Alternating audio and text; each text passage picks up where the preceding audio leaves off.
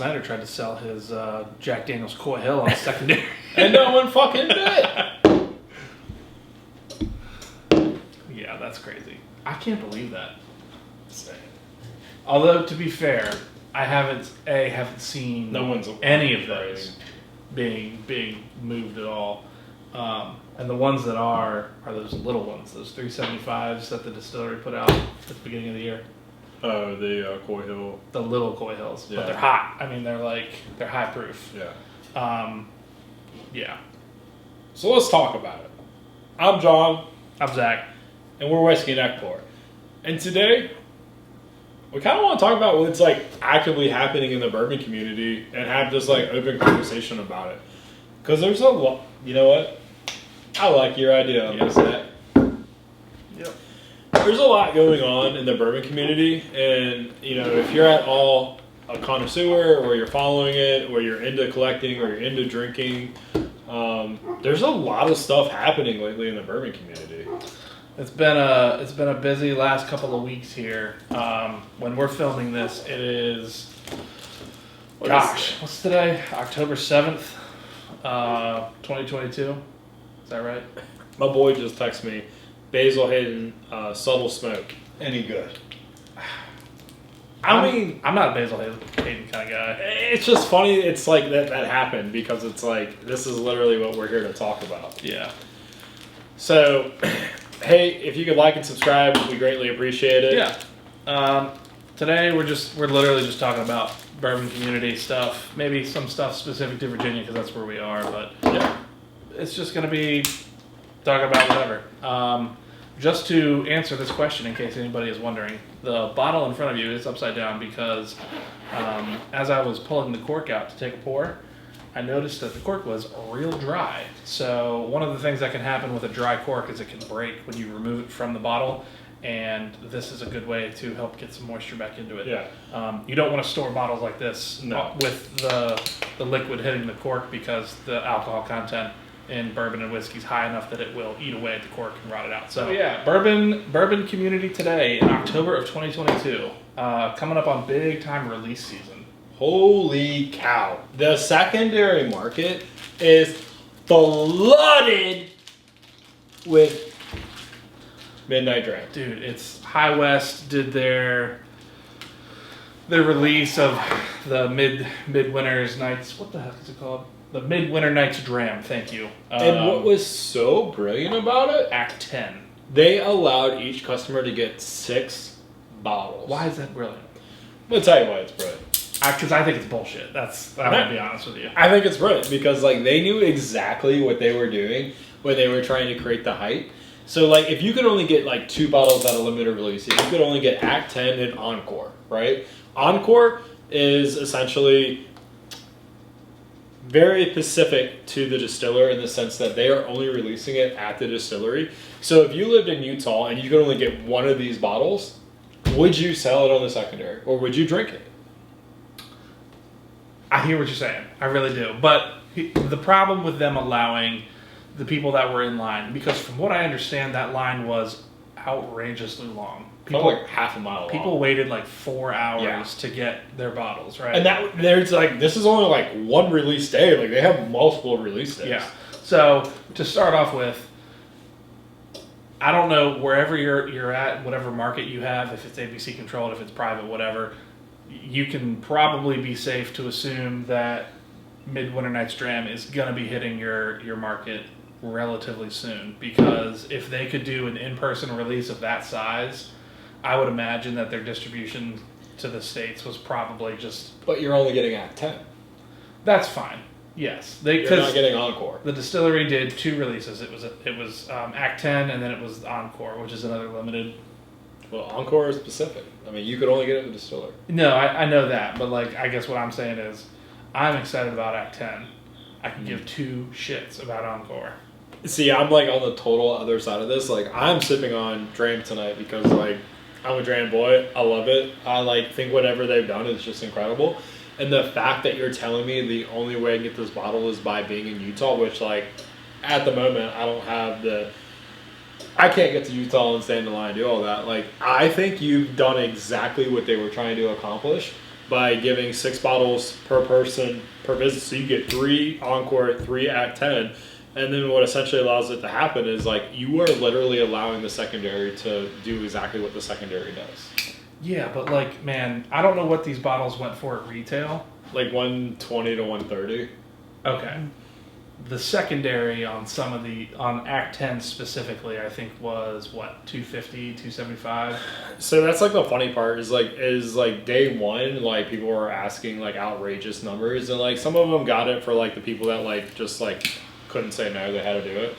It's coming back down to reality to some level, but like currently we're sitting at like 330 for Encore, like 275 for Act 10, which like Act 10 going for 275 is like crazy because like we picked up Act 9, give or take, for $200.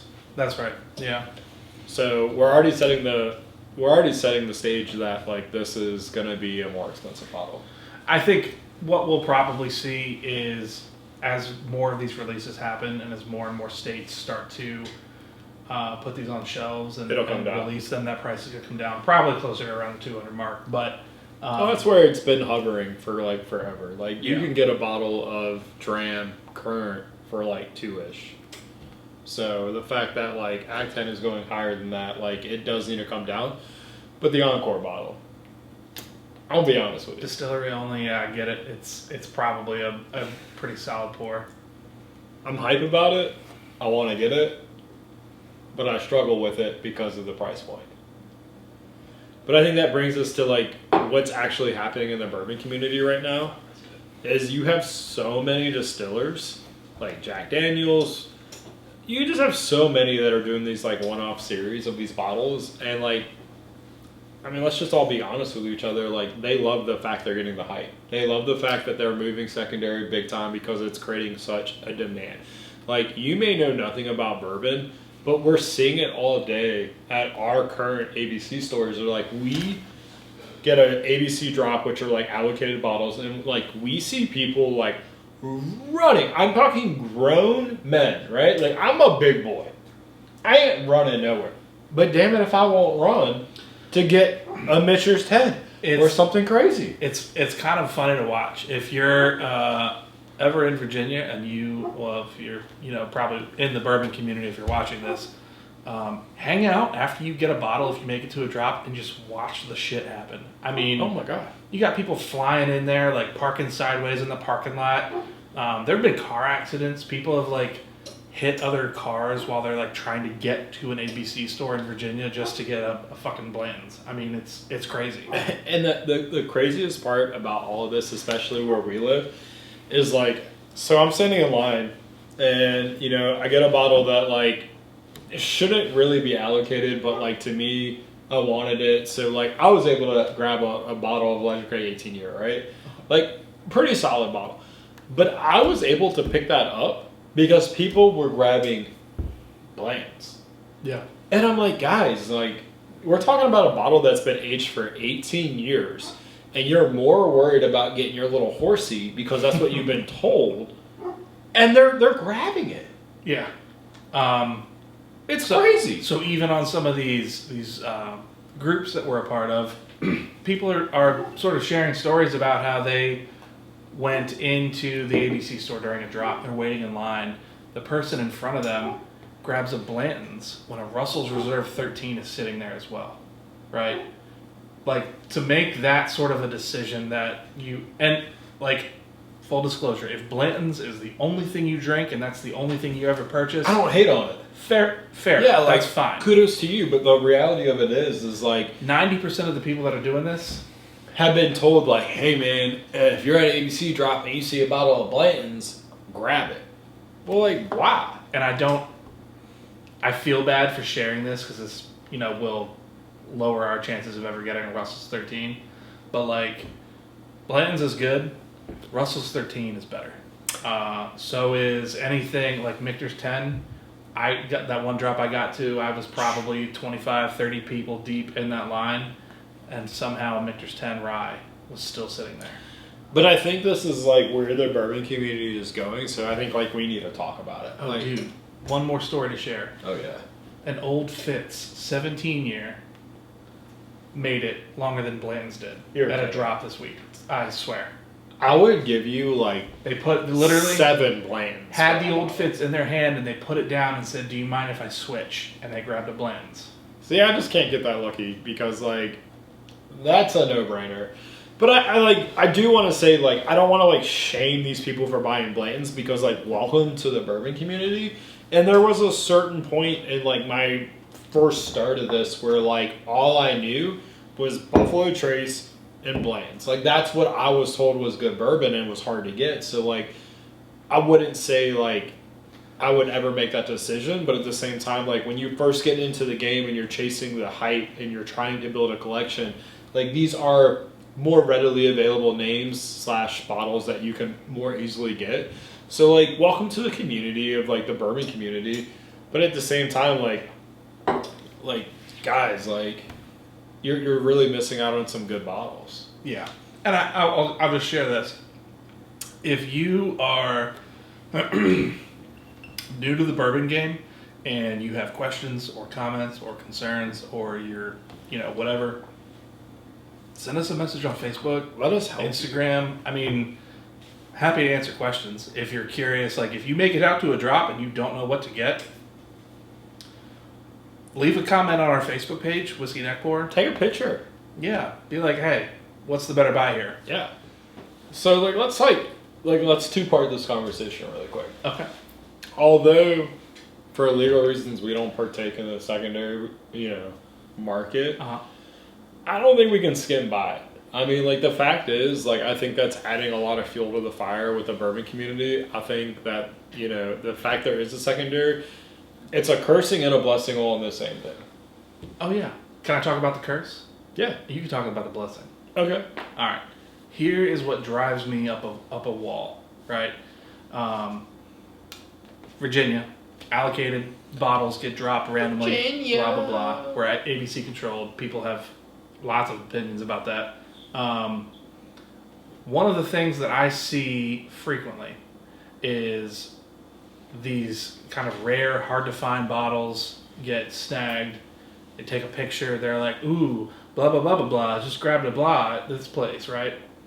20 minutes later, that same fucking picture is on the secondary market for like an insane profit. Like 3-4 times what they bought it for. Drives me up a wall. And I get it. Like, if you have one, like if you have a couple of those and you're just trying to whatever, but I get the sense from a lot of these people that there's no intent to even consume any of this stuff, that it's all just for profit. So that's the tough part because like when we first started this channel, like we did have some like heavy hitting, more harder stuff to find.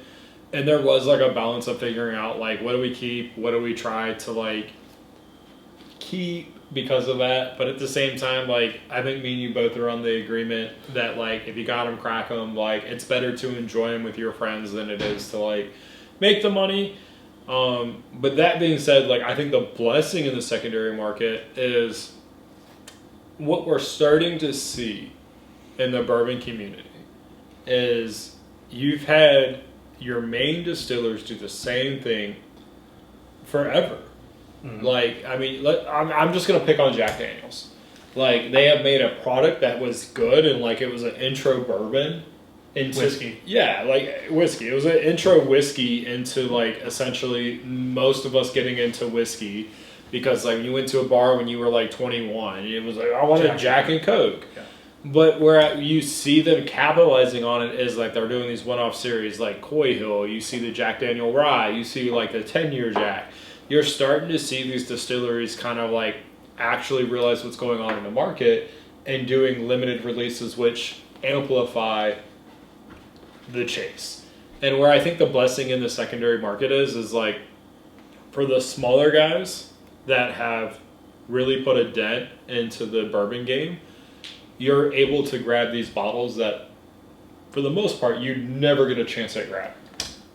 Like, you would never... When you say smaller guys, are you talking about smaller distilleries? Smaller distilleries, you're starting to see, like, more, like, regionally located distilleries starting to get, like, a nameplate because, essentially, the hype behind the bourbon isn't contained to that region anymore. you're able to kind of like expand out in the market faster because you have a secondary cult following. Like Shanahan's, Midnight Dram, like you're starting to see these smaller companies kind of put a dent in these bigger guys because essentially they're able to quote unquote get a cult following and the secondary price is still reasonable within grab.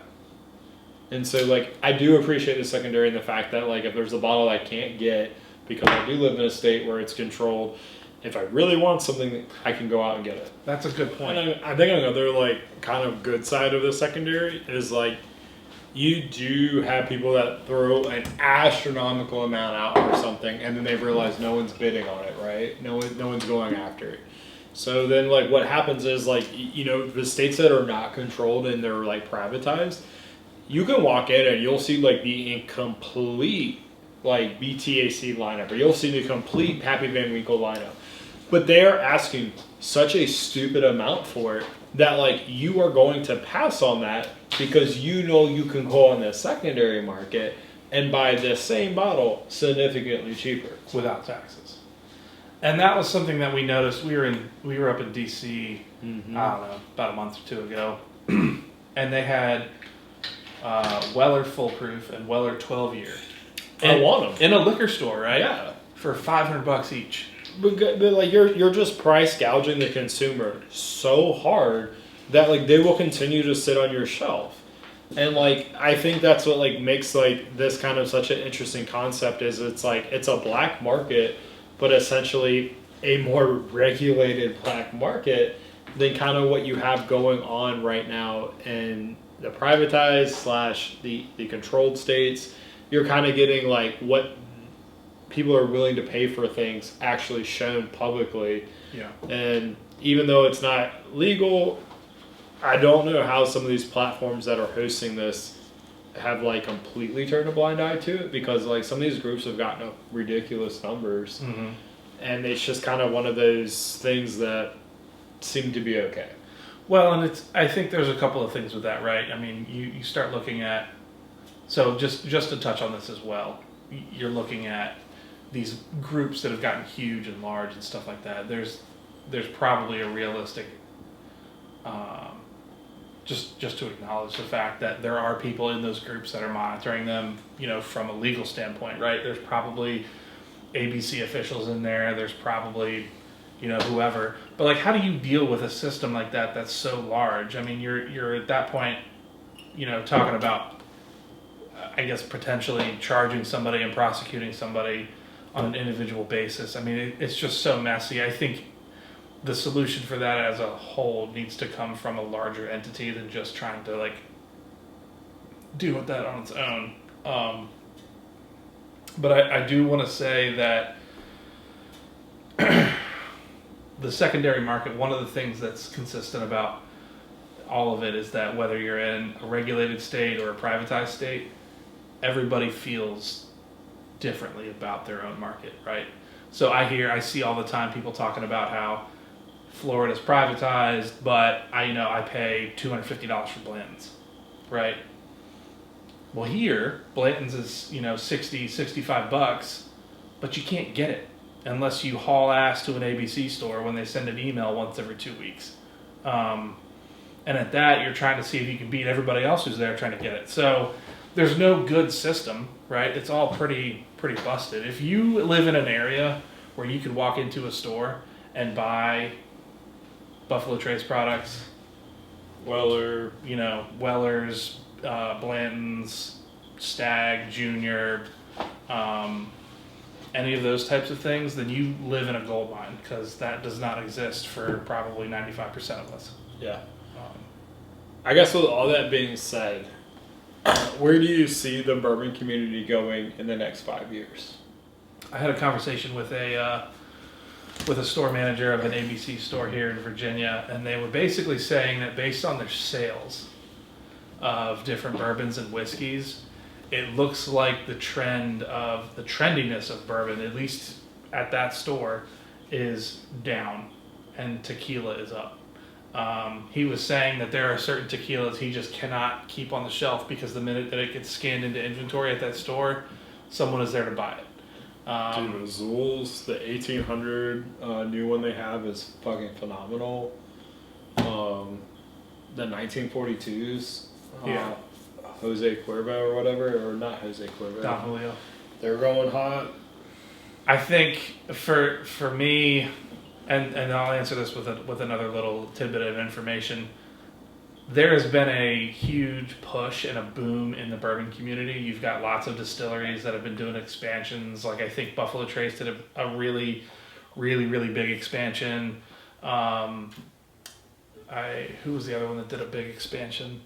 It was either Jim Beam, maybe Wild Turkey. I don't know. A couple of these bigger distilleries have put a lot of money into expanding their production and their ability to roll out new products and stuff like that. So I think what'll probably happen is you're going to see a dip in the trendiness of bourbon and whiskey as far as it being collected and flipped on the secondary, because it's going to become more readily available as a whole.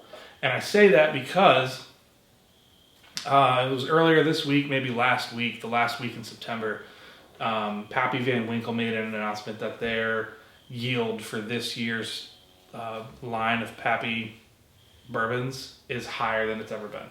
Part of that is because of production. Part of that is because they had a better yield from the barrels and stuff like that. So if you're interested in that stuff, most people aren't going to be able to get it, but there's a better chance of you getting it this year than there ever has been. So I would 100% agree with you. I think like as a whole in the bourbon community, I actually think pricing is going to come down on like what's currently available. Like your pricing is going to be pretty set on stuff that's like older. Like you're always going to pay more for like a first series of something, older bourbon, everything else. But I think as a whole, the quote unquote legendary bottles are going to start coming down in price.